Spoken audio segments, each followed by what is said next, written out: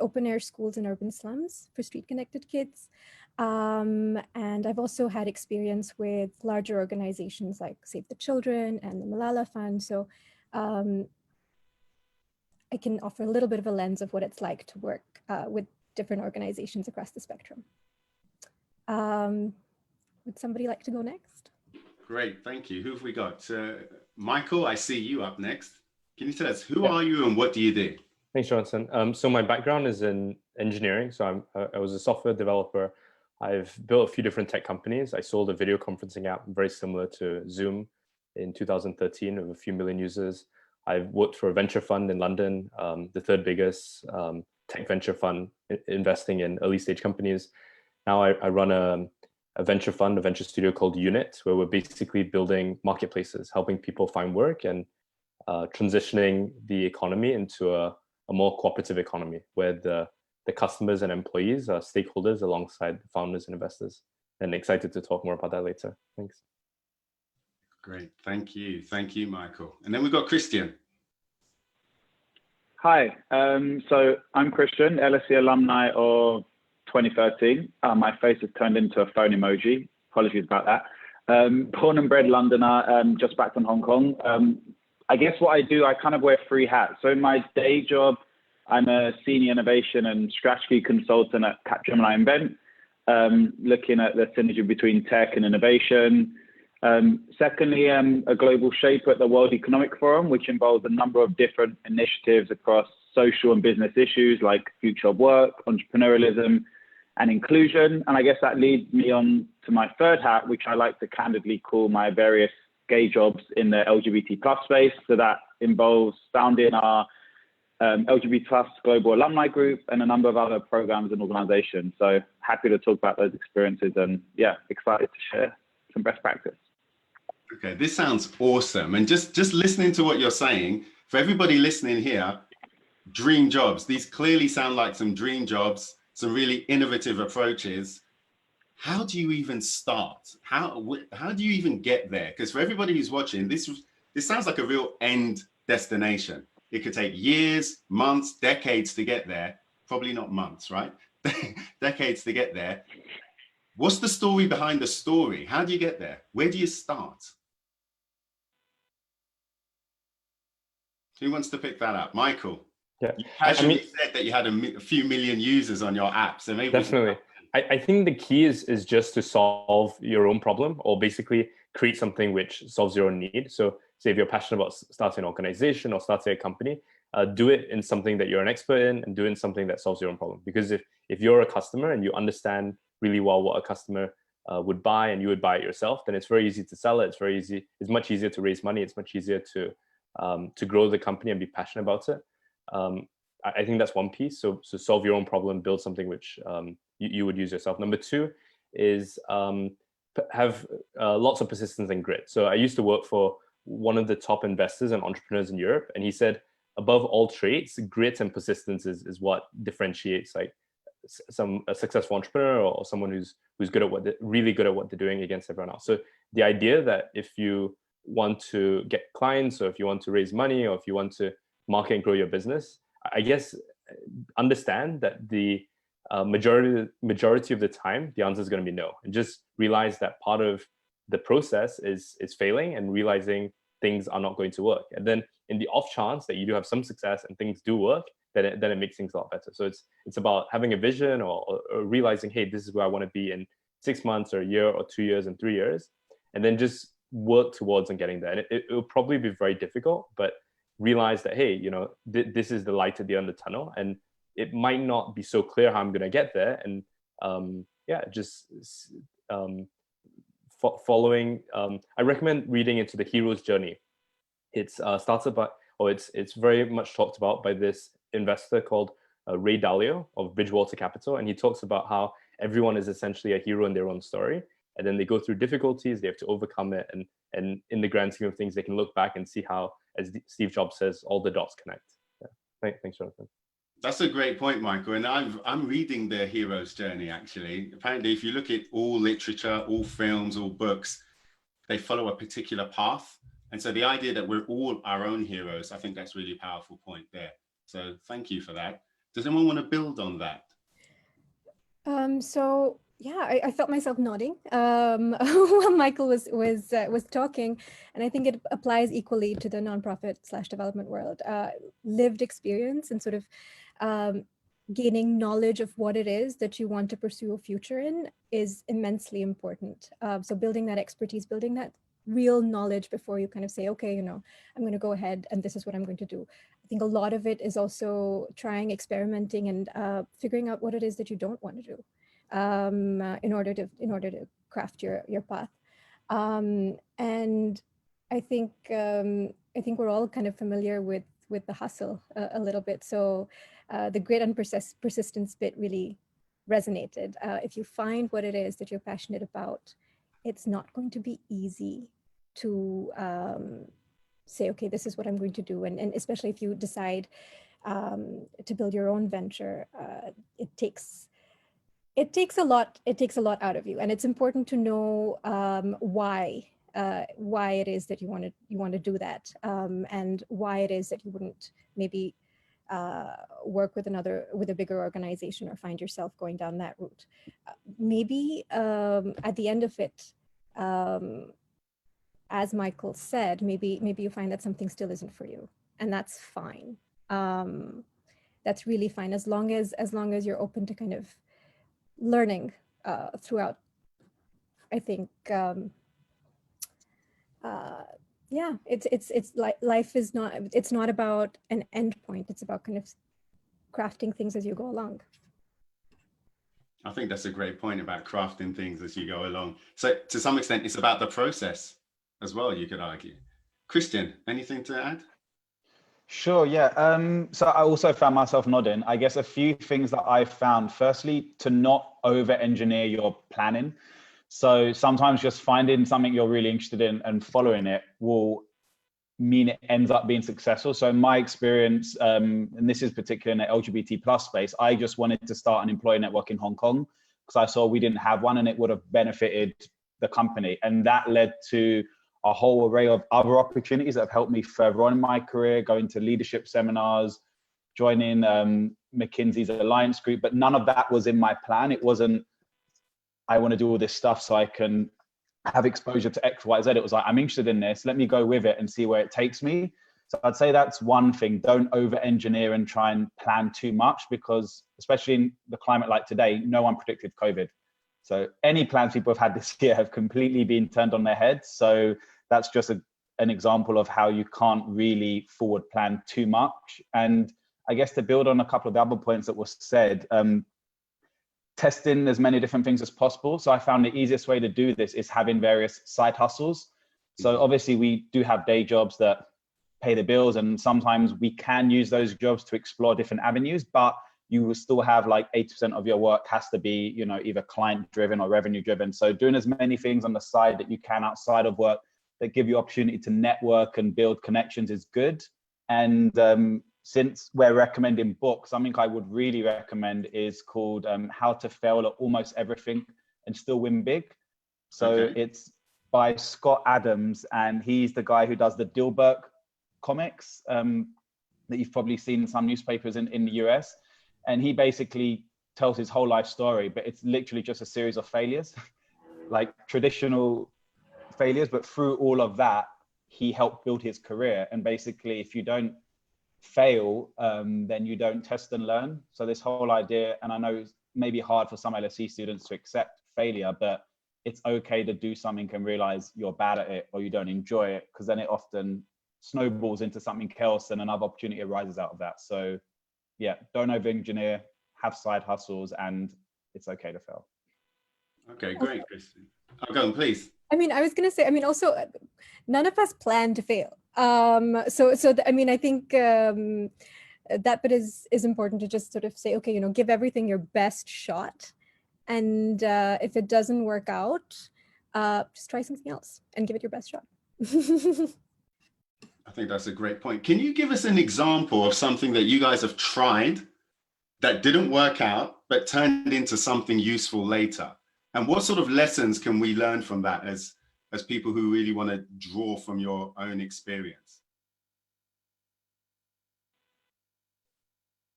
Who wants to take that one? I don't know if it's directly something I tried and failed, but it could be something.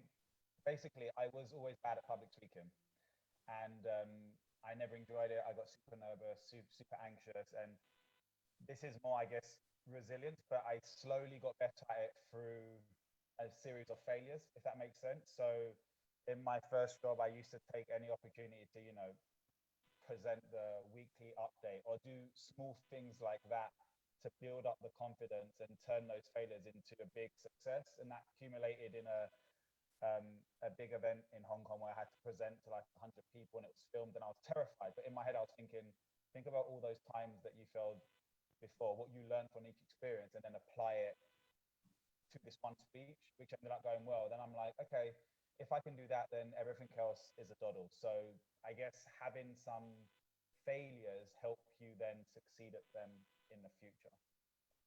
Okay, so to reiterate that, because I think some people couldn't hear you there, Christian. So you were talking about how you weren't good at public speaking, in your mind at least. You practiced, you had a number of failures, but you got better, you learned, and you mentioned resilience as well. And then you had a big event where it actually worked. And now, obviously, you feel very comfortable with public speaking. Yeah, that's a great point. Exactly it. Can you hear me okay now? I can hear you. It's a little bit quiet, but we can hear you. Yep. What else? Michael, a time where something didn't work out, but actually it turned out to be something. Definitely. I think another thing, continuing from what I said before about dots connecting, I think it's very hard to see how certain things happen in one's life, whether it's losing a job or maybe starting a project which doesn't look like the way you want it to move forward, and just not be able to see, like I said before, what the light at the end of the tunnel is or where things are moving towards. And I think continuing from what Steve Jobs sort of proclaims is if you can kind of trust in something like your gut or destiny, or some people believe in God, or some people believe in karma. If you believe that things will work out and you're optimistic and you're positive, and even if bad stuff happens, like whether it's a natural disaster or a huge pandemic affecting your job prospects or your business from being sustainable, just, I guess, realizing that in the grand scheme of things, there could be some silver linings or positive things out of it. So taking a very concrete or real example, I think a lot of companies are moving from bricks and mortar or traditional businesses to moving online. And I think even though a lot of businesses are struggling now, and individuals are maybe feeling this uncertainty in terms of how the future is going to be given what's happening, I think when the world does not necessarily normalize, but become slightly more normal, and processes return to normal, we could be in a better position than we were before. So the fact that we are having a conversation now with 80 people, probably from all around the world, is really an innovation. And a year ago, if someone wanted Ishaq to organize like something really amazing like this, people might not be so open to it, And I think there's so many silver linings or positives and opportunities that can come about from what's happening now. So I suppose maybe just a small bit of feedback or insight is to just look at what can you see that nobody else can see, or like what do you notice in terms of where the opportunities being and who you can help or add value to, and how you can work towards. So what are some of you dialing in from? Yeah, so where are you dialing from? Yeah, so thanks for listening. Thanks, John. Great, thank you. Madeeha.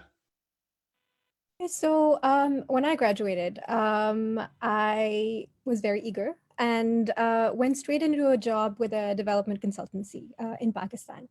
And it was 6 days a week, really sort of intense.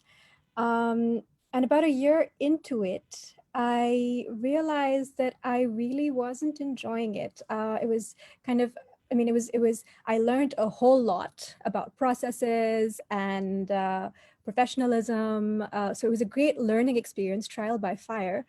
But I realized what I really wanted to be doing was working with kids. And that's why I had entered the development field, and I didn't want to be in a room writing grant applications and all the time, although that's also important. I learned that. So I left and started working 3 days a week for these schools and 3 days a week in an editorial capacity at a think tank. And that was the best year of my professional life. Again, really intense, a bit of an experiment. My parents did not understand my life choices at that point in time. They were like, the international development sector is huge. You had this well-paying job, comfortable, sort of, a good experience. We will support you, but we really don't understand what you're doing right now. And that was fine. And I think it was formative in a lot of ways and informed my my future choices in a lot of ways in terms of grad school and what I'm doing today.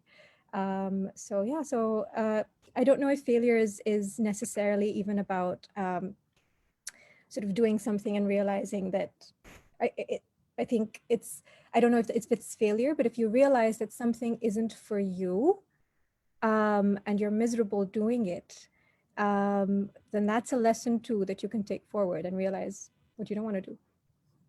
Yeah, that makes sense. And that point about managing your family, then that leads me to something I'm going to be talking about later. But I want to get really practical with everybody now, because there's a book that I've read and a professor who I found to be really influential, a guy called Professor Cal Newport. And he talks about career advice. He's written a book called So Good They Can't Ignore You.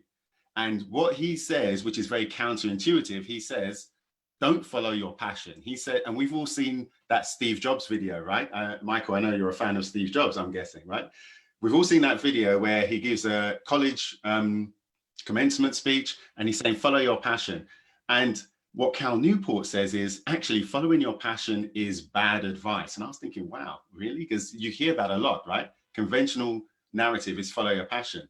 What he says is you should develop and cultivate rare and valuable skills.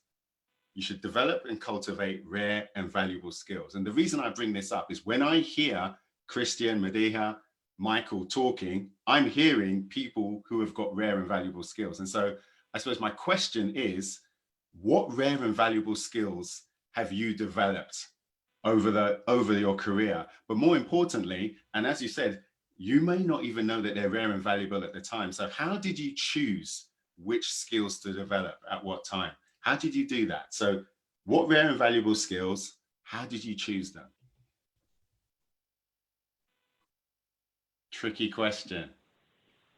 Can you hear me now? We can hear you perfectly. Thank you, Christian. Perfect.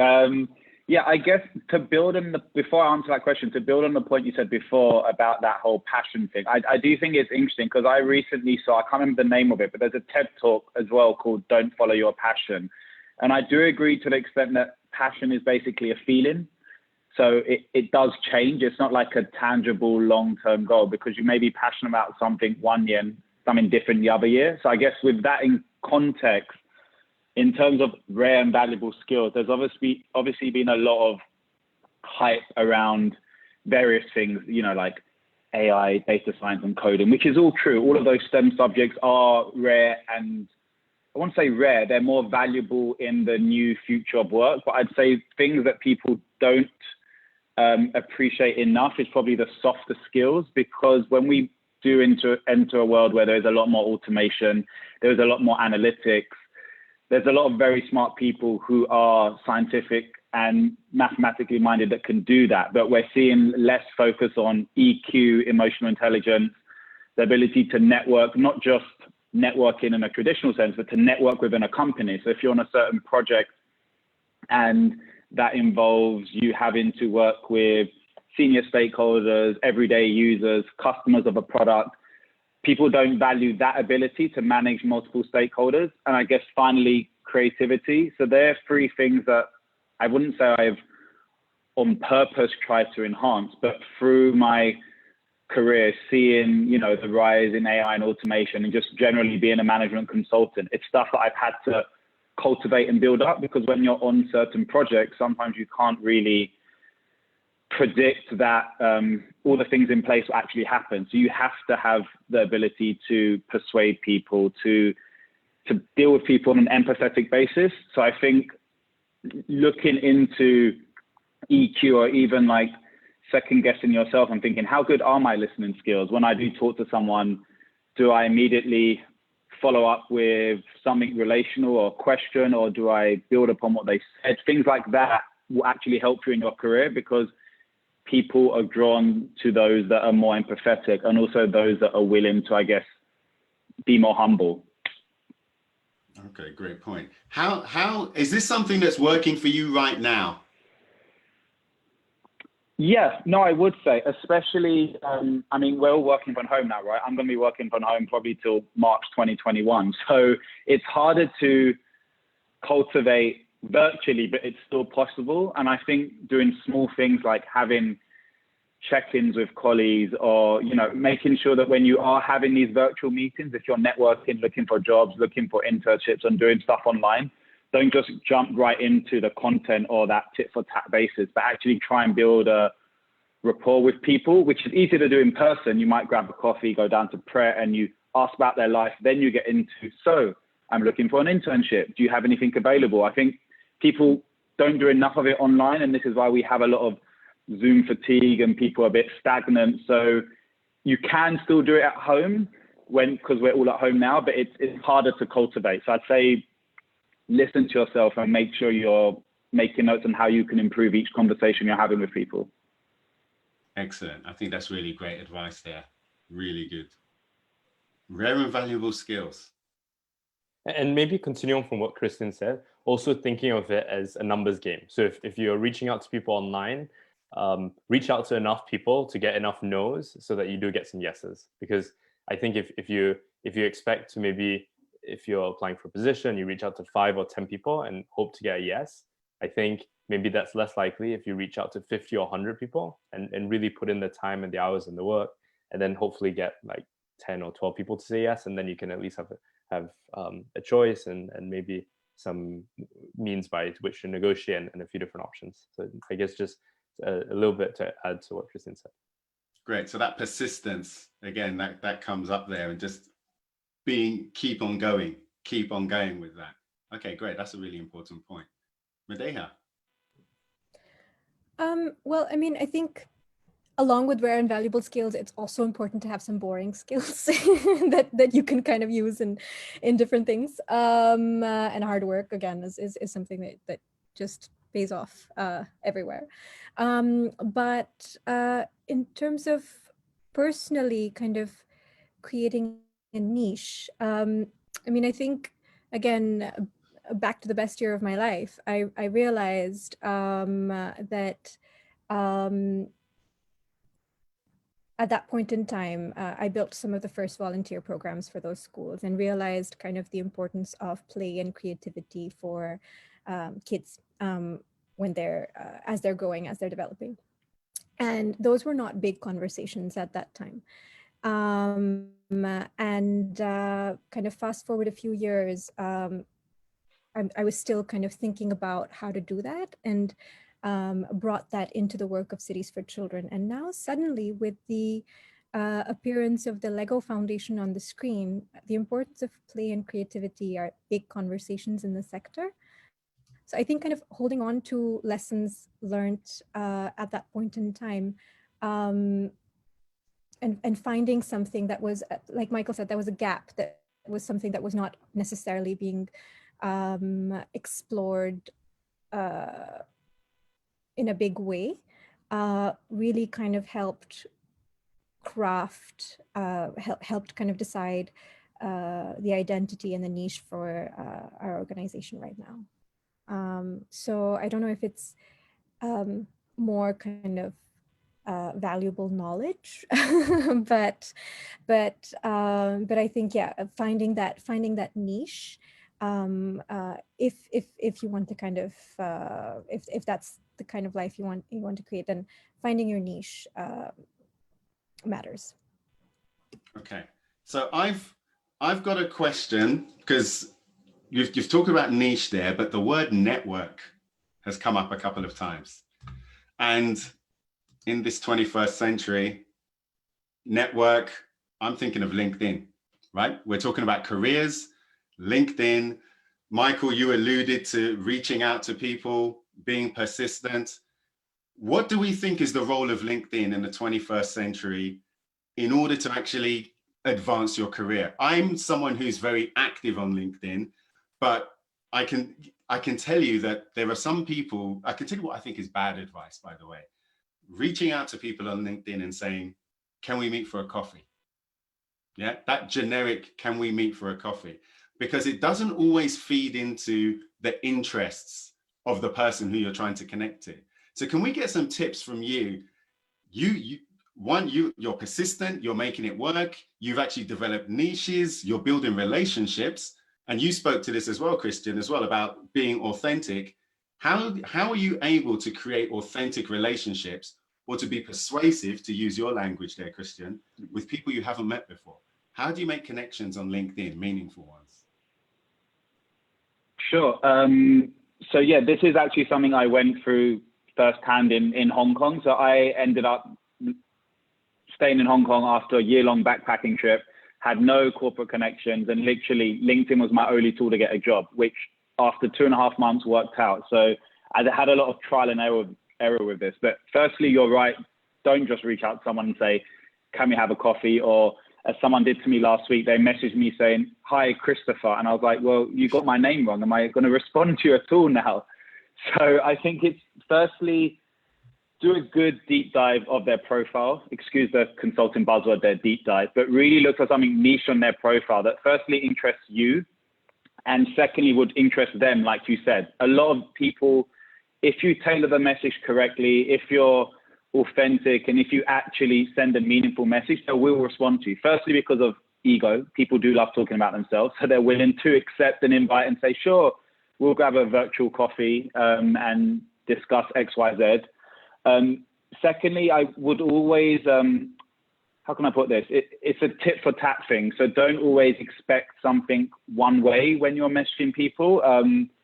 If nothing comes out of it, don't go away disheartened or, you know, even a bit, I don't know how to put it, a bit moody about it, because you never know down the line, you may connect with someone and there's no mutual interest currently, but in the future, it may prove a valuable connection. So I'd say any connection is valuable. Don't just reach out to anyone for the sake of it though, and make sure that you're really tailoring each message that you send to someone. Because there's nothing worse than just getting a blanket generic message on LinkedIn. And I guess also use it from a branding perspective. So even, for example, if you're on a job that you really hate right now, or you don't know what you want to do, don't be afraid to, and I think I said this on another panel with Maddie, and she taught me this early on, don't be afraid to, you know, brand yourself by what you want to do, even if you're not doing it now. So if you're, I don't know, an accountant, or you studied accountancy, but you don't want to get into accountancy, there's still a lot of valuable skills in accountancy, for example, that can be used for cybersecurity and in other professions. So having your bio not saying accounting grad, but saying LSE grad with skills in data analytics and, you know, blah, blah, blah, blah. So, you know what I mean? Basically rebrand everything you're doing to what you want to do. It doesn't have to be static. Christian, I think that's great advice. That's very practical as well. And as someone who's a chartered accountant who escaped from the profession, I can tell you that what you said, it does work. It really does work. So I think that's really powerful. Madeeha, do you want to build on that? I saw you nodding a lot. A lot, yeah. No, I think what Christian said is true in the sense that if you're reaching out to somebody, there has to be a reason why you're reaching out to them, and that should come across. Also, it helps to have some common ground or some sort of point to start with. I think the LSE Alumni Network could do a lot more in terms of being supportive, but it's always I think for me my grad school experience has been quite helpful, especially in terms of LinkedIn as well, because there are a lot of people in the same field, and saying, hey, you know, I'm an alum of this school, and also, again, you know, sort of speaking to the ego of the person you're reaching out to a little bit, and explaining why it is that you are interested in connecting with them, and also not necessarily framing it in a way that you want something from them that will put them in an uncomfortable situation. So even if you want a job, don't say you want a job. Say you want advice is a strategy that has sometimes led to actual work, or at least has led to more connections, because there's a conversation that you have that you can sort of at least start with somebody without making them defensive, without saying, okay, they want something from me. I think one good way of reaching out is always kind of, asking for their knowledge and their expertise on something. It's worked, at least personally. Yeah, that really works. And I like that as well. Making sure that it's not just a transactional relationship. I think that's the key thing that's coming out here. Michael, the numbers man. Let's see. I think you're going to have something really interesting. Michael, we can't hear you. I think you're still on mute. Yeah, sorry, thanks. Thank I think one nice way to sort of resonate with people, or to become part of an organization or a startup or a company is to kind of talk about where you see the future of that company, or so that's one thing. Where, like, talk about the vision. So when you're speaking to maybe someone who's doing something innovative or interesting, to share that same sentiment that you see where they're headed, you know, and that you want to be part of this journey. So if it's like a company that is becoming the next Google, you can say, wow, I can see how this can sort of move, or like you can see where it is now and where it's going, and you want to be part of this movement. So being part of it. And then the second thing I think is maybe providing, like, understanding what you're good at. So basically sharing how you can add value. So like Christian said before, that he was working on this community and network in Hong Kong. Basically, if I was wanting to work for him or work with him, I'll say, cool, you've got this amazing thing. I see your vision. Like, this is where I think I can add value. So instead of just saying to someone like Christian, hey, you're doing something really cool and interesting. Can I have a job? I need to pay my rent. I need to feed my family. I'm not sure what I'm going to do. Maybe another alternative approach is like Madeeha was saying earlier, asking for advice, saying you see the vision, and then saying, these are concretely how I think I can add value. And that way, someone who's super busy, who maybe doesn't have a lot of time and gets inbound requests from people wanting to have coffee with them or wanting to meet with them, they can say, okay, cool, this person sees where we're at now, they see where we're going in the future, and these are ways that they can contribute. And then it's up to that person to say, okay, if I want this person to help me do what they're good at, I'm going to obviously need to pay them, or I'm going to have to figure out how they can be part of the bigger picture. So I guess creating arrangements or relationships where it's supportive of one another. So instead of simply asking for advice, saying, this is what I can give to you, or this is what I've studied what you're doing, and this is ways you can improve. And then that way the person reading it says, okay, apart from giving this person time and feeling good about maybe helping someone else and having karma, these are ways which I can learn from this person. And these are things that they've seen that I can learn from too. Yeah. For everyone listening, this is really solid advice. And I can say, just before we move to the Q&A, I just want to say, I have used a version of what all of you have said, and I recommend it as well. So to share what I use, which is basically paraphrasing what you said, whenever I've wanted to connect with someone on LinkedIn, I would always, as you said, align with their vision. So I find out, what does this person want? What are they doing? What is useful to them? And historically, I never ask for anything, but I offer something. So typically I would get an article, a bit of research, something that they want, and then I send it to them. But here's the thing, you have to read it, right? So if there's an article, I would read it. And then, just as has been said, you're empathizing, to build on what you were saying, Christian, as well. You're empathizing there, you're adding value, to build on what Michael was saying. but it's not transactional, to build on what Madeeha was saying. So it's like, okay, I'm giving you something, and then you make comments, and then you say, honestly, I say this all the time, what do you think? And you leave it as that. 100% rate. They always come back. They don't always come back quickly, but they always come back. And then if you do that once a month or whatever, eventually they will say something to you. That's been my experience, and it's completely matched with everything else that's been said here. So I'm glad that I've been on the right path for a while as well. So thank you for confirming all of that. We're going to move to the Q&A. So I think this is where, Isaac, are you going to come and manage some of the questions from the audience? Yeah, I think me and Maddie are gonna come and take over. Thank you very much, John, for everything so far. And I wanted to just quickly say something which I really noticed. What's really interesting to me is when we were sort of organizing this and getting you all involved, we were looking for people with very different backgrounds, very different perspectives, and actually something which just surprised me is how similar a lot of the stuff has been. Right? It's very similar fundamentals of something which I've really echoed a lot is just proactiveness, right? And caring about it, not just being so sort of like, okay, cool, have to hit this metric, have to do loads of numbers, but actually thinking about every single step of the way. And then, just accepting fate and just going for it, just putting yourself out there, trying it out and going for it. And so it's really interesting and also like nice to hear, because I agree with those values. so it's good to hear as well, like you're saying that I'm kind of on the right path, hopefully. So Maddie, if it's okay with you, I'm going to kick off selfishly with a question of mine, not from the others. And this kind of is actually, for me and a lot of the people here, I wanted to ask actually all of you, sort of as a uni student, I've just finished my first year. I'm on the first summer, so to speak, but especially next year is known for, you should go do an internship and get as big a name as you can. And, that's going to set you up for life. And then that's it. You go along that path. I want to just hear, I don't even ask anything more. What are your opinions on that whole thing as a statement? And also, I know some of you did some different things. What would you suggest? How would you spend your time as a student, maybe now, knowing what you know? Anyone want to go in first?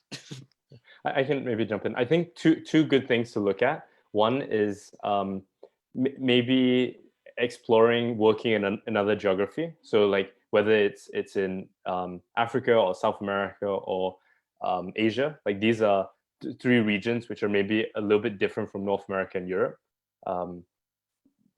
Southeast Asia is super interesting. India is super interesting. So basically looking into what opportunities are outside of the city or town that you're in now, and just seeing like how what are the possibilities of moving to somewhere like Dubai or moving to somewhere like Hong Kong or somewhere in South America. Obviously, when the world does allow for travel and moving. And then the second thing is choosing industries which are growing. So if let's say I was interested in writing, rather than looking to write for a magazine or a newspaper, maybe seeing what the online or the digital alternative is. So essentially looking to emerging markets, emerging industries like maybe video streaming or producing content online. Or one thing I'm super involved and passionate about is the blockchain space, because I think the blockchain space is similar to how the internet was in the early 90s, or apps were when the iPhone first came out. So I think identifying what are things that you're passionate about, which are growing and more people are getting involved in, there's more resources being allocated to, as well as regions of the world which are maybe quite exciting to be involved with. Cool. That's good to know. I'm noting this down myself. So Madeeha? Yeah. So I mean, I agree with Michael in the sense that I think life experience matters immensely, and whether it is, I mean, one path definitely is going for those big brands and kind of doing that summer internship. And again, it can set you up for life if that's the path you want to take. But if that doesn't work out and that's not the path, that's fine. And there's a bunch of other things and other options out there in the world. And yes, kind of exploring those, especially when you're starting out, can really, you can just have so much more to say as well when you're kind of entering the job market, even if it is an experience that is somewhere else and hasn't been completely related to the field that you decide to enter, as long as you know how to talk about it, and if you have something valuable that you learned from it, it will still set you up for life. I mean, I think, especially as a student, if it is an option for you, then that is the time. If you don't have those sort of bigger responsibilities on your shoulders at that point in time, that is the time that you can explore a little more. And I would say, kind of in the nonprofit world, there's lots of opportunities for volunteering with organizations that can that, especially if they're hands-on, I think that can really help. But also, I think all experience can inform the way that you view the world. And yeah, I think it's something worth exploring, especially if you choose other things whatever you choose going ahead. I think I would be an advocate of it. Thank you. How about the rest of you? Any add-ons to that? Yeah, I think I personally do think the whole "you need to get an internship" is a relatively toxic LSE thing. Internships are good. It's not the only thing you can do though. So I wouldn't overly obsess with the big brands. For example, in my own experience, I thought I was going to end up in real estate. So I did loads of real estate internships, and now I'm in management consulting innovation. There was no link, but through transferable skills and branding and networking, ended up falling into that career path. I would definitely say, though, this is depends on your politics, like volunteer as much as possible. I don't think internships should be unpaid, but if you do have the capacity financially and you're in the right place to do some sort of volunteering, I think it does help. And also, I think try doing your own gigs. I mean, that wasn't very much a big thing when I was at LSE, because things like hackathons or accelerators didn't exist, which makes me feel very old. But basically, try and get involved in as many of these stuff over the summer as possible. If you don't get that Goldman Sachs internship, there's loads of stuff that I know LSE Accelerate are starting to do, that even other universities are starting to do, that we still have access to. For example, there was a young grad who joined the LGBT plus network, and he was starting his own mini business while interning here, and basically just doing lots of different things. So if you don't get that one internship, there's still other things you can do. And also have fun, as cheesy as it sounds. Like at the end of my first year, I did nothing. I went and backpacked India like a hippie, and I still, in a relatively successful career, I took a year off and did backpacking. And if I didn't do that, I wouldn't have got my first job in Hong Kong. I would have probably just got a standard grad scheme in London, and I had no plan to go to Hong Kong. It just happened 6 months in. So again, not over engineering, but also, having some of that downtime will actually help you realize what you want to do and open up more opportunities. Cool. John, you got anything extra to add? I think I probably want to build on what Michael said as well about the trends, trying to spot things that no one else is looking at right now, because internships are really competitive, right? However, like if you imagine in 5 to 10 years, there's organizations that we haven't heard of yet that would be really easy to get into right now, right? We don't know who they are. So if you could just think about what that looks like, it's less competitive and it'll be more impressive later. So I would, that allows you to have that fun as well. Just explore, what are your interests? What's no one else looking at? I think that's something that can be useful. When I started doing a PhD here at the LSE, and I was doing it around diversity and inclusion, everyone thought that was a really stupid idea, right? Now I finished it and I'm perfectly positioned to be working with organizations, and I go on about it. Oh, I've got a PhD. They love it. They love it. So you have to spot the trends before they happen. And there's often low-hanging fruit that no one else is looking at. So, and also getting back to the thing we said earlier about failures, failing in those things doesn't hurt very much. If you go for a load of small organizations that actually, no, you can't get into them, it doesn't really matter because it's not a big deal anymore. So I would take risks on smaller things that no one else is looking at. and repeat that as much as possible, using all of the advice that you've been given here by the rest of the panelists. And also continue for just a very yeah, go on. We all want to add to this. Yeah. Okay, so continuing from what Jonathan said, I think also not just spotting industries and exciting opportunities, but maybe even consider becoming an entrepreneur. So realizing like what is it that you can sell or as a product or a service, or what is it as a product or service that you can help someone else sell. So if you have a friend who's maybe selling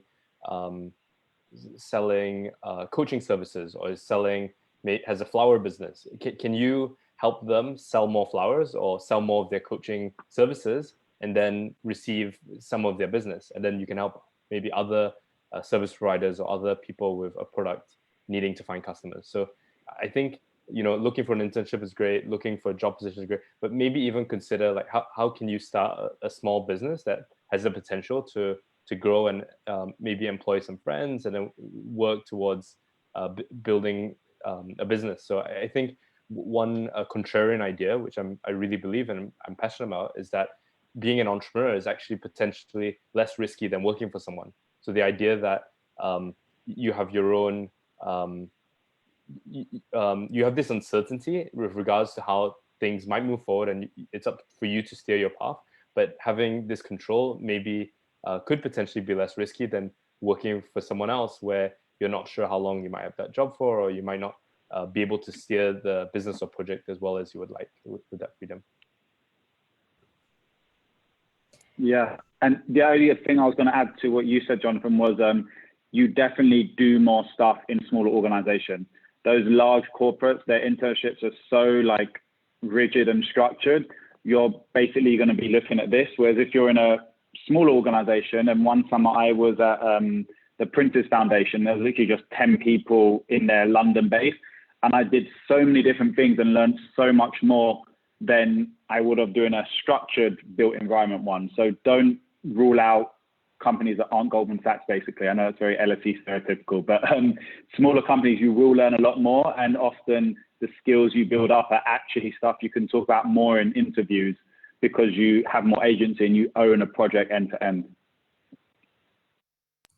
Yeah, so yes, exactly. I was going to say exactly the same thing applied to development, in the sense that, everybody maybe starts out wanting to work with UNICEF, which is great. I mean, maybe you do, and maybe you end up doing that. But as a young person, if you get an internship at UNICEF, again, it's super competitive, it's great.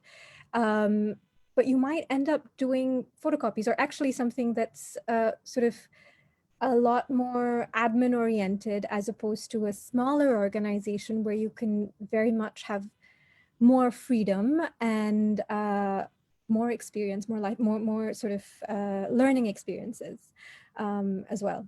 So yes, I think we're all kind of disruptive here, to be honest.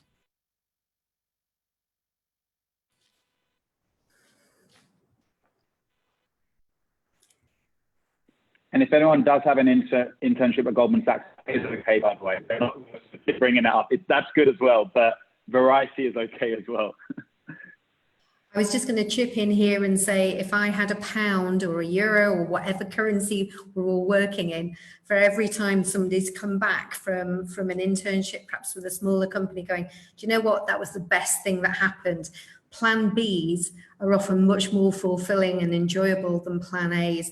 And for any of you who are currently students and indeed recent alumni, we're going to be running some webinars around Plan A and Plan B, and talking about things like career happenstance, which I think is a proper career theory, but is something you're all describing here. It's like luck meeting opportunity. Things happen. Just be curious and be open to things, and that's how all your career journeys seem to be happening.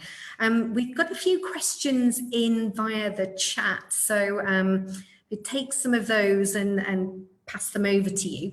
A question from Rebecca, who definitely agrees with everything that we've said here about it's really valuable to find out what you don't want to do. But when you're choosing to move in a new direction, how do you adapt and manage your CV or your resume or even your LinkedIn profile to make yourself attractive?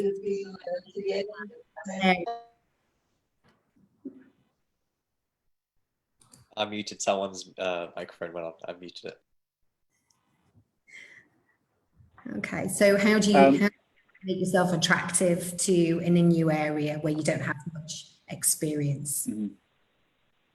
So I'm happy to kick off with that one. I think, and this applies not, I guess, not just to your experience, but to your degrees as well. So look at the transferable skills as much as possible, the most generic ones, and then tailor them again. So kind of like that hourglass approach. So I did geography, for example, and whenever you talk to anyone who doesn't understand human geography, they're like, so you studied like rocks and rivers and now you're a management consultant? But no. If you actually look at transferable skills in this instance, quantitative, qualitative analysis, research methods, policy, that's a very wide lens. And if you narrow it down, you can think, you know, how is that specific, in my case, to management consulting? Well, we do a lot with various different clients, startups, SMEs, and, you know, all of these different skills are useful to help them with their problem statements, to come up with solutions and ideas, then make it wider again and say, how is this relevant to everything that's going on now? Well, right now, we need to disrupt certain industries and be creative about channel strategy, for example,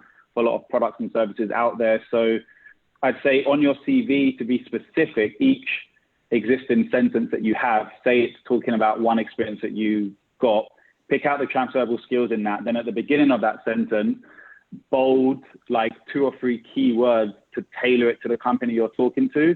And I'm acting like this is my wisdom. This is something that Maddie taught me early on. So basically, for each point you have on your CV, make sure you just tailor it per company and per industry, because everything that you do, I even saw a question in the chat about how do you tailor like administrative to entry-level positions? Well, you know, organization skills, or you can even really over-engineer that and say, you know, it's agency to focus on certain specific small projects. Everything can be branded in a certain way. So just make sure whenever you're talking to new companies or trying to shift sectors, you look at those transferable skills and make it as tailored to their language as possible. So look on their website, how do they describe problem solving? Is it brainstorming or painstorming or ideating? Just make sure you're using the same language, and then they'll pick up on that, because a lot of this stuff, it's just an algorithm going through the CV. So if you've got the same keywords, you're fine.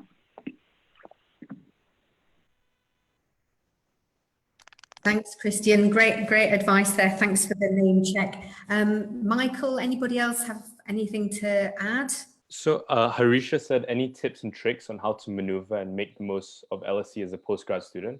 I think one interesting way, or 2 interesting ways. One is to look and see who graduated from the LSE. So I think there's so many top entrepreneurs, executives, super successful people who came from the London School of Economics. So basically reaching out to them and say, hey, you know, I was in your position maybe a few years ago, like as Madeeha was saying, do you have any advice? And maybe see if there's any way to collaborate. And then number 2 is also working with the other people who you went to school with, so in the same class, and basically say, hey, like, what are you working on now? And opportunities can come from that, just by checking in with people and seeing how they're doing, not with any expectation or not with an agenda with catching up with them, but just maybe seeing where people are at, what they're up to, and then you'll be surprised by what opportunities come about and where your path will lead you to if you're just open to it. Just yeah.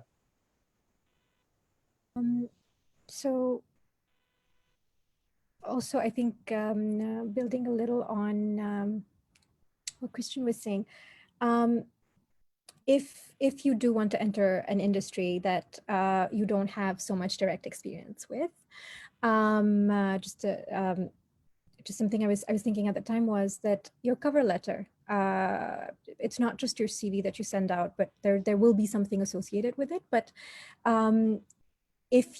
there must be a reason why you want to transition. And if you do your homework and have enough knowledge around why you want to make that shift and are able to demonstrate it, that matters too. So the transferable skills, being able to pinpoint what it is that you can bring, but also your knowledge about the field that you want to enter, both are important. And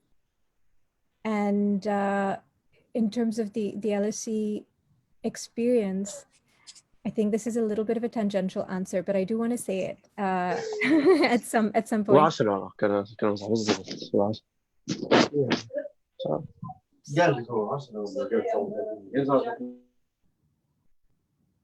Okay.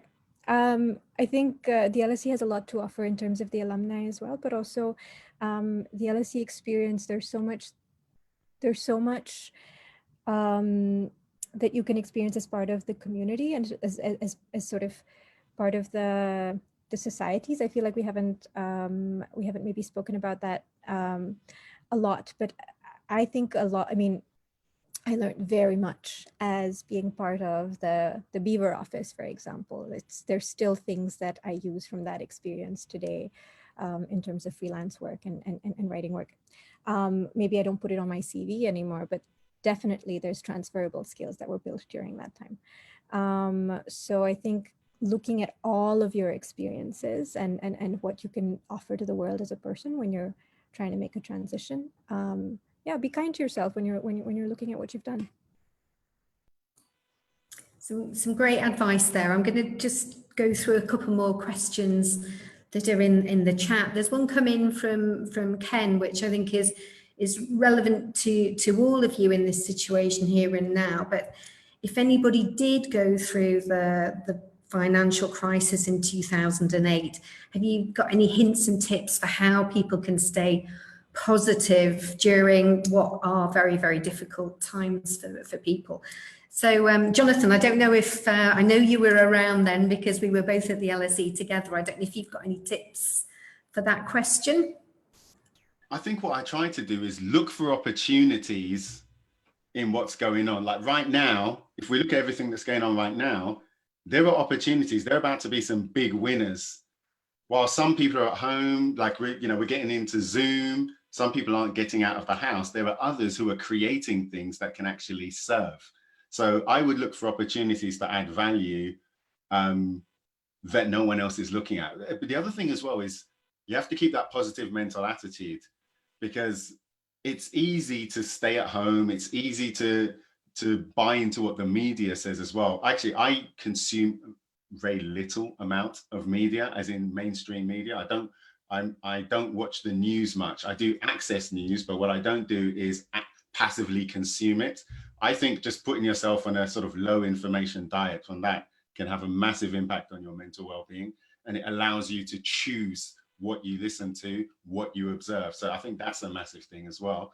But constantly try and find little ways to stay positive. So something that I do, sounds a bit sad, but I do it every day.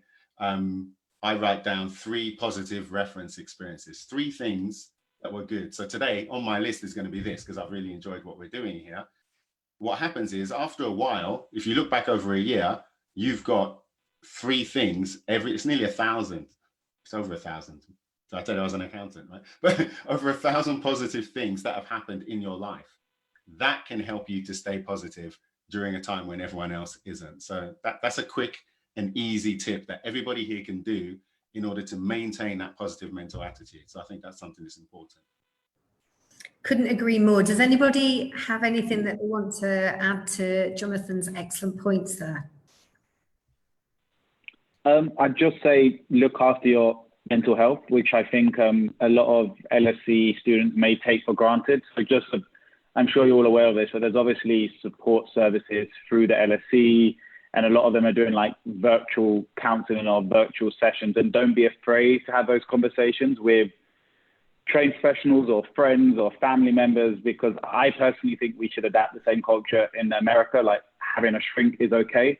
Just even to talk through your problems and just have a conversation with someone outside of your network is healthy. So don't feel like you need to, contain all these emotions within you. A lot of people are feeling the same way. There's a lot of lockdown fatigue. There's a lot of, negative energy or, you know, apathy that's going around, and we're all in a similar boat. So again, just don't be afraid to talk, and vice versa, listen to others and ask how other people are doing. Fantastic. Thanks, Christian. There's a few questions now coming around the theme of career choice and career decision making. So how do you actually figure out what it is you want to do? How do you, when you've got skills in quantitative subjects, really focus on the qualitative and interpersonal skills? How do you go about planning your career? I'm a career theorist, and I'll put some links in the chat, but anybody want to start with that one? How did you actually go about making a choice, or was it more organic, which I think is what I've heard from a lot of you? Michael. Yeah, I think trusting your gut. So I think there's this line by Ray Dalio. He says, "Follow your bliss." So basically, think of it like an adventure and just see where the path leads to. And also, I think someone mentioned earlier, don't be too tough on yourself. So take care of your mental health. And I think everyone has this idea when they get started that everyone's judging them, you know, and everyone is going to have a point of view if they take this job, if they work for a startup, if they work for a big bank, you know, they shouldn't work for a big bank, they shouldn't work for a startup, they shouldn't start on themselves. So I think learning about mindfulness or meditation and maybe calming this voice in your head that's telling you this isn't the way you should do things, or this is what I should be doing because my family's done this, or this is what all my friends are doing. They're joining Goldman Sachs or Morgan Stanley or big bank, and if I join a startup, you know, they're going to look at me and say, oh, he joined this company that's nobody's ever heard of, you know. So I think the key is just following your bliss and seeing where things end up, and also realizing that everyone's too busy doing their own thing to really worry about the mistakes you make. So if you think of any one of your friends, and like they've probably made tens and hundreds of mistakes, but you probably remember people based on the few things that they've got right. So I guess just keep in mind that the key is to experiment, to make mistakes, to try out different things, gain experience, and don't be afraid to be wrong. Like, so if you try out something, it doesn't work, just realize that nobody's judging you. Nobody's gonna remember it a week from now, or a year from now, and yeah, just have fun and see how things lead to something else, and ask for advice, and yeah, just follow your bliss. Thanks, Michael. Anybody have anything they want to add to that? I think I understand. I mean, I understand the pressure that that we put on ourselves, that, you know, everybody else puts on you as well, in terms of the expectations, you know, whether it is, you know, getting to a certain salary figure, or whether it is wanting to change the world. It's hard. You know, it's hard to do that right out of college, right out of university. And I think somebody, I think the question that you were referring to as well, Maddie, was around, you know, sometimes you've studied one thing, it seems like you have skills in another. How do you make that choice? There's two ways of looking at it. One is you stick to what it is you want to do, in the sense that you say, okay, no, this is what I was trained in, and this is what I want to do, and I'm going to keep looking in that field. Or yeah, you take the other path and you say, okay, this is what I could be good at, I'm going to give it a shot. The important thing is being very comfortable with that life choice. So if you are confident and comfortable with that life choice and can talk about it in a way that shows you are 100% comfortable with it, nobody's going to judge you. Yes, like Michael said, you can pretty much hold your own in the conversation, justify your life choice, say, this is what I'm doing right now because I thought I could learn the most from it and get the most out of it going forward. Yeah, I think that sort of being at peace with it, going through that process where you're like, okay, this is the right choice for me right now, whether it's practical, whether it's personal, just, it's okay. You have a lifetime ahead. I just wanted to ask a quick thing which sort of links onto that, and that is, so there was a question about sort of dealing with, especially I guess for the younger students, parental pressure, and I wanted to link this to the fact that, you know, everyone here has done outside of the box things. And I know sort of personally, especially, I've been trying to start my own business since I was young too. I've been the whole thing of, that's a stupid idea, that makes no sense, or you should be putting your effort into this and to that.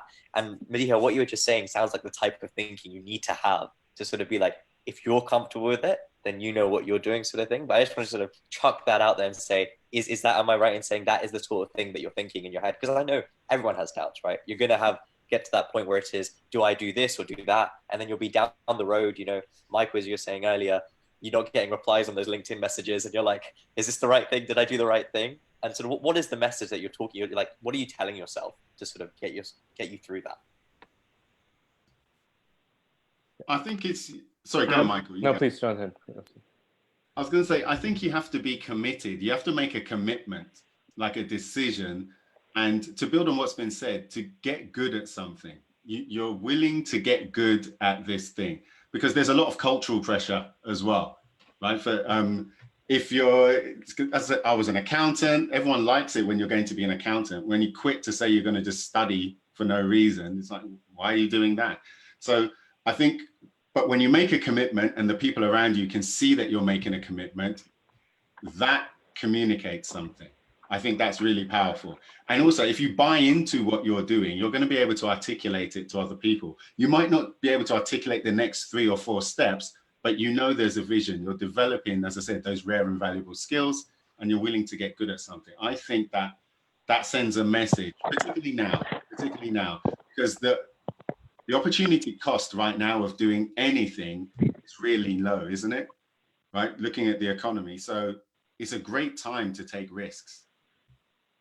Yeah, and continuing from what Jonathan said, I think to become obsessed with something specific, so like an area of a topic or an industry, and just read everything about it, the companies which are in that industry, what are they doing differently, what are they doing right, who are the different organizations that they're working with, or Madeeha was saying the different organizations working on a particular issue. I think in terms of a strong skill is learning how to ask good questions. So being a very good listener, and when someone shares a point of view with you or someone explains what they're doing, learning how you can continue that conversation and ask questions to keep things flowing and go a bit deeper. So rather than learning how to publicly speak or learning how to maybe perform a service or build a product, like doing coding or stuff like this, learning how to ask good questions, I think is probably arguably a more powerful skill, and it's something which I think everyone can benefit from. I think Stephen's made a really good point in the chat, actually. One way to show interest in a new field, if you don't have experience, is through YouTube, through writing a blog, through sharing things in LinkedIn and so on. And that will really show that you've got an interest in a particular field or area. Can I speak to that really quickly, Maddie, as well? Just to encourage everyone, no one can stop you in those things. So to start a YouTube channel, to start a podcast, to write an article, the barriers are so low. And obviously the quality in most of these things is really low. So if you got good at doing that, it can have a massive impact. So I definitely encourage everyone to do that. Creating content is a superpower in the 21st century, and so many people are not good at it. And also once you become good at it, then you can approach other platforms that have credibility and you can kind of point to as well. Just very, very quickly to wrap up, I think, at least, or add to the discussion that Ishak, you were talking about and you started.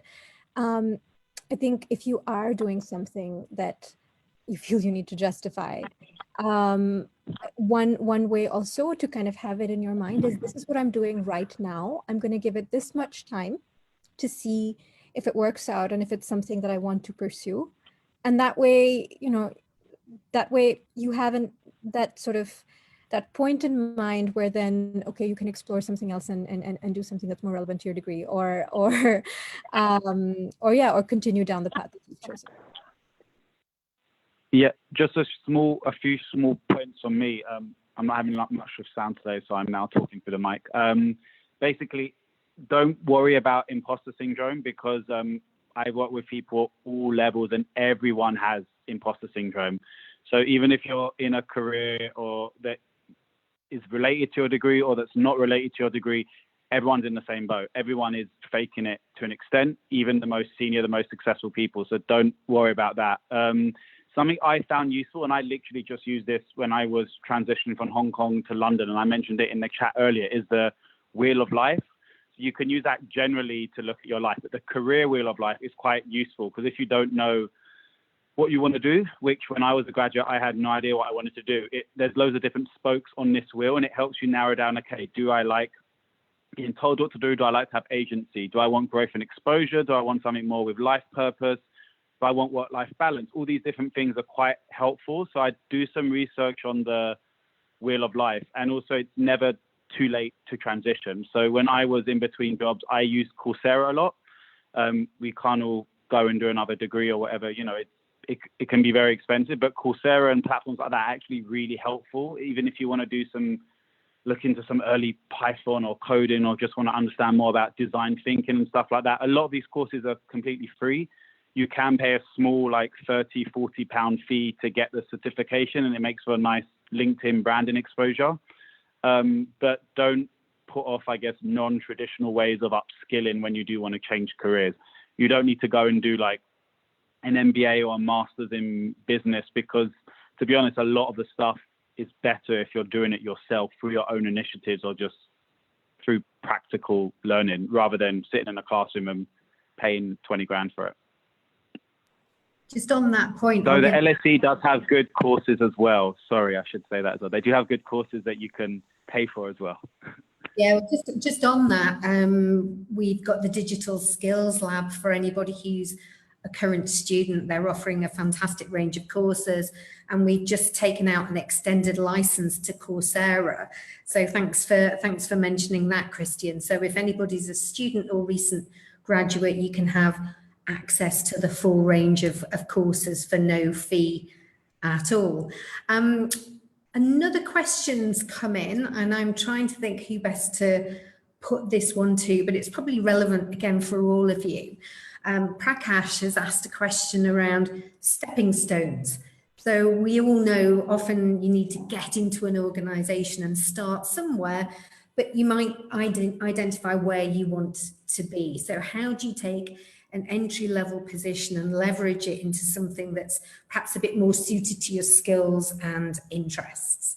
So Jonathan, you're next to me on the Zoom screen, so I'm going to start with you, if that's all right. I think one of the things you should always try and do when you're in a role is to, because you might not get promoted, but you can always promote yourself, right? So if you're working in a role and you see a job that you want, so you see an opportunity that you want and you don't know how to get there, one is try and speak to the person who's there and find out what they did. But often doing an ad hoc project, it can be a really useful way of doing that. A problem that you see in that organization, or if you're not in an organization, a problem that you see that you aggressively, proactively try and address and present as a solution to add value, can be a massive way to help you as a stepping stone in moving into your next move. And as you see, I favor things that people can't stop you doing, things that are proactive. So you don't, and you may have heard this phrase, ask for forgiveness, not permission as well. So if you try it, it doesn't work, it doesn't matter, it wasn't a big deal because you were doing it autonomously. One thing that all employers, everyone who wants to work with someone loves, are proactive people who take responsibility. You can demonstrate yourself to be one of those. I think that communicates volumes, especially if you don't even have experience, because another phrase you hear people say is you hire for attitude and then you train for the skill. So if you've got the right attitude, then they'll train you because they know that you're going to learn. They know that you're going to thrive anyway. So hopefully that was helpful. Hopefully that made sense. Brilliant advice. Yeah, the only thing I'd add to that is networking doesn't stop when you get the job. So when you're in the organization, you still need to network up and down. So like you said, if you're in an entry-level position, and to build on what Jonathan said, build your own opportunities within the company. Like there's nothing stopping you having a coffee with someone senior, putting in an invite in their Outlook. And again, similar to what you do on LinkedIn, don't take advantage that, oh, we're in the same company, they're going to want to talk to me. still tailor the message and say, hi, I'm in this team, but I'm interested in XYZ as well, and want to see if there's anything I can do side of desk to get involved. So yeah, just use the networking skills you use externally, but for within the company, and don't take for granted that just because you're there, you can move up.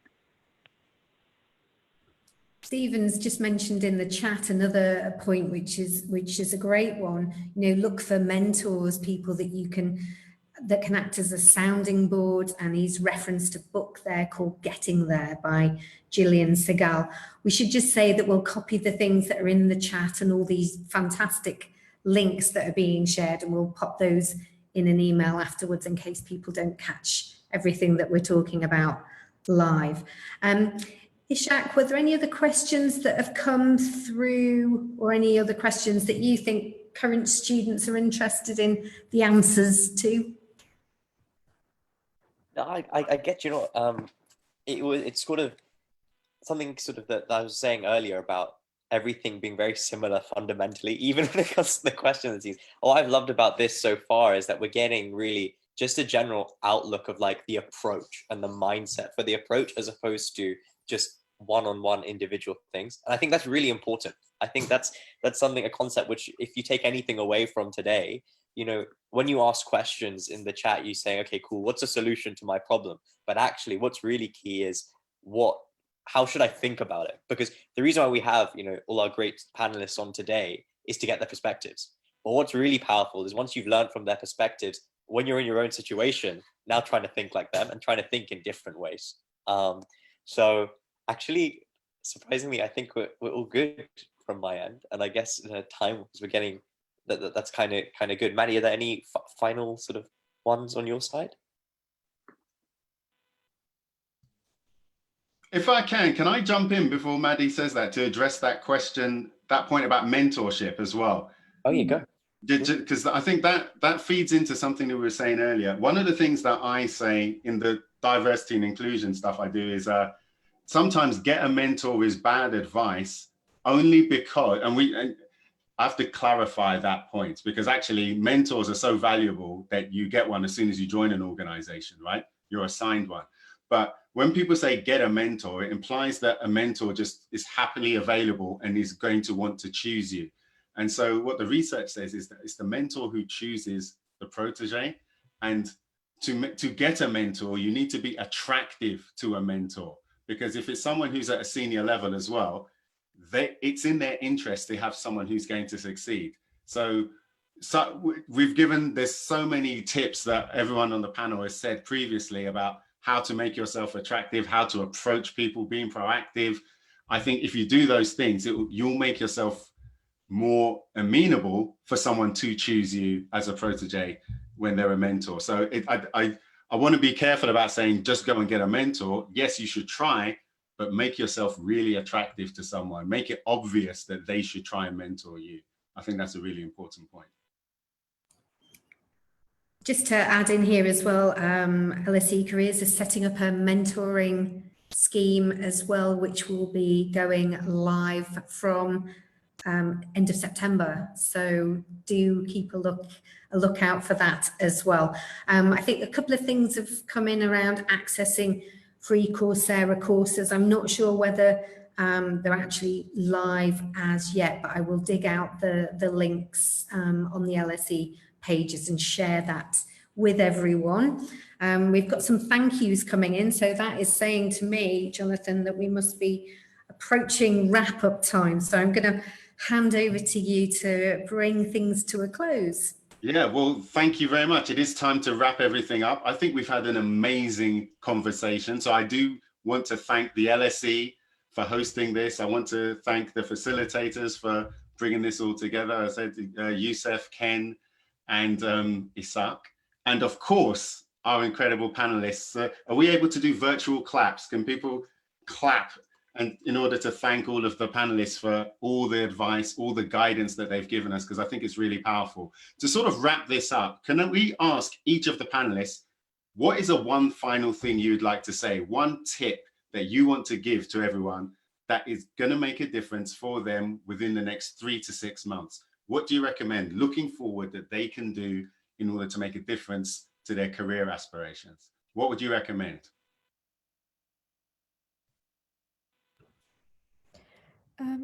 I would say every experience matters. So approach it like that so that it can become part of what you offer to the world. I love that. Every experience matters.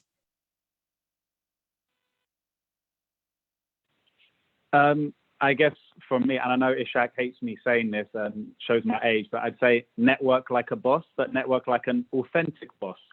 So don't underestimate reaching out to people under the right circumstances and with the right attitude, and then people always willing to help as long as you just present yourself in the right light.